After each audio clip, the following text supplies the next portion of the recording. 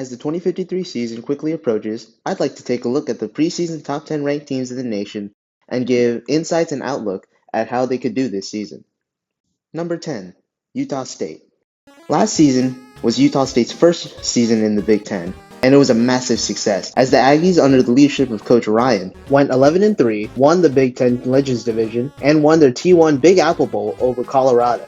Going into 2053, there are definite question marks with this team, with senior quarterbacks Troy Duncan and RJ Hartman out of the picture. Redshirt freshman Leonard Powell, who didn't have that great of an offseason, has a lot to prove.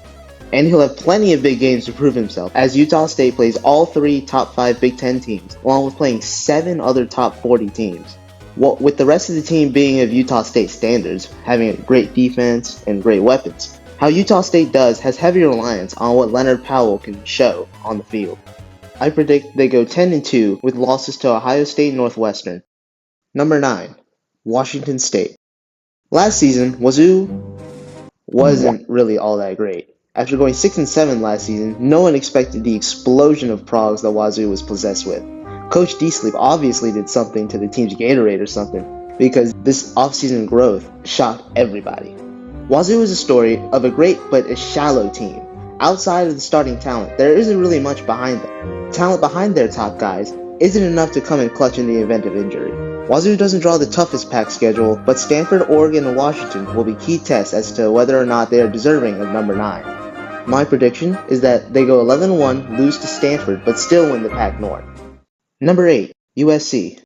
Last season, USC hired former Miami and current Ohio State coach Rich to take the reins as the Trojans went 10-3 with a win in the Cascadia Bowl. Now that Coach Rich is gone, it'll be interesting to see how this USC team fares with no coach. Junior quarterback Hans Statham and running back Quinton Surrey had great off seasons as they will try to will this offense into moving. The wide receiver core and offensive line both lack major depth, especially the offensive line, as they only have 5 healthy linemen, as junior Zach Niemeyer recovers from a torn Achilles suffered last season. USC's secondary is exceptional as usual, but the defensive front lacks depth, and that, along with the lack of wide receiver and offensive line depth, is obviously and ultimately going to cost them in tougher games. I predict they go 10-2 with losses to San Diego State and UCLA with no division. Number 7, Alabama. The perennial powerhouse of the past 15 seasons lands at number 8 this preseason. Last season, under the infamous Coach Cap, went 10-3 with the T1 Bowl win. Even though this is another top 10 Bama team, I believe this will be a down year for the Tide. Alabama lost a lot of talent last year, and as a result, only have 6 rostered offensive linemen. Zach Alexander has risen to become one of the best quarterbacks in the nation, but he just won't have the time to throw with a paper-thin offense against these SEC defensive lines. The defense is also down talent-wise, as the unit lost their top defensive lineman, corner, and safety to the draft. Bama's start of the schedule is tough as they play Army, Ole Miss, South Carolina, and USC to start the year. As I said before, this will be a down year. The offensive line won't be able to do anything, 8-4, with losses to Army, USC, Ole Miss, and another upset in the SEC play. Number 6, Army. Army's season came to an end in the national championship game versus Dogwoods, Georgia. Coach Flippy led his Black Knights to new heights last season and looks to keep them flying up at that level. While the talent might be a little down from last season, this Army team has what it takes to go far this postseason. Junior quarterback Nelson Bynum had a great offseason as he sets out ready to start for the first full season since freshman year. But despite the work Bynum and the offensive line has put in this offseason, Bynum's weaponry is exceptionally weak for a top team. With his best receiver and running back being a 54 overall, that doesn't exactly pose a threat to opposing defenses. Though, Army's defense is still menacing, with Indiana transfer safety Charles Tate leading that unit. If Bynum can find a way to gel with his weapons and let the defense do its thing, Army's schedule outside of OOC games versus Alabama and Ohio State isn't really that difficult, as they avoid Virginia and Miami. I predict Army goes 12-0, wins the ACC Atlantic, and makes the playoffs.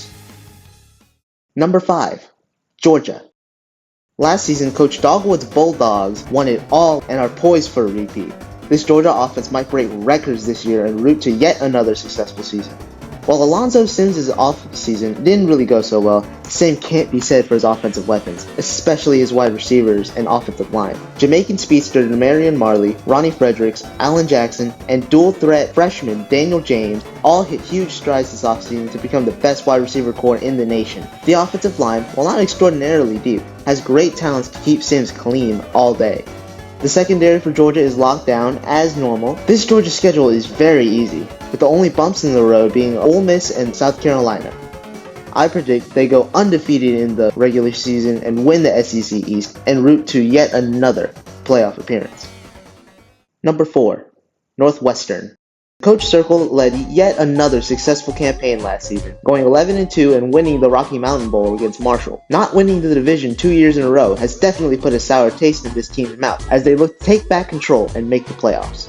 Northwestern's offense looks deadly this season as redshirt junior quarterback DeAndre Drone looks to prove himself after being replaced by Carl Riley last season. Drone certainly has the weaponry to do that, with 2 80-plus overall receivers, the second best running back in the country, and a top 3 offensive line, though it lacks real depth. The real question mark comes with the defense. Will this defense be able to survive a brutal conference schedule with Ohio State, Michigan, Wisconsin, and Utah State to end the year? Northwestern's season hangs on defense's performance. I predict they go 11-1 with a loss to Michigan and win the Big Ten Legends Division and make the playoffs. Number 3. Michigan. Coach JT's Wolverines had a great season last year as they made the playoffs despite not even winning the division. Now this team is hungrier and even more talented than last year as they look to beat Ohio State and win the division. Redshirt junior quarterback Willie Ellis, like a lot of our quarterbacks today, had a great offseason and has a chip on his shoulder after being put behind a freshman. Ellis has decent weapons and an offensive line that has talent but isn't really deep. The biggest strength of this team is their defense. A lockdown secondary paired with a top 5 defensive line will be able to stifle offenses and create opportunities for Willie Ellis to get things done. As per usual with the Big Ten, the schedule is rough. Virginia to start the year and ending it with Utah State, Northwestern, and Ohio State. Prediction: 10-2, loss to Utah State and an upset. They'll still win the Big Ten leaders and make the playoffs. Number 2, UCLA. UCLA had a perfect regular season under Coach Seeker in 2052 and made it all the way to the semifinals where they lost to Army. Walter Russ and the Bruins look to replicate their success from last season and actually bring home the trophy this year. This offense will look to continue dicing up Pac-12 defenses with dynamic, explosive weapons and the best quarterback in the nation. The offense isn't the concern here. The concern comes from the secondary, as outside of superstar corner Tyler Conlon, none of the other DBs really are that good. If Conlon goes down, the defense is in trouble. As long as Walter Russ is cooking, all the defense has to do is hold. I predict they go undefeated in the regular season, win the Pac-12 South, and make the playoffs. Number 1. Ohio State. Coach Amonk's last season as Ohio State's head coach was up and down. 8-4 regular season, but went to and won the Big Ten championship along with the Midwestern Bowl. Now that Coach Rich is in the building, it will be interesting to see if Ohio State can reach heights that Amonk could.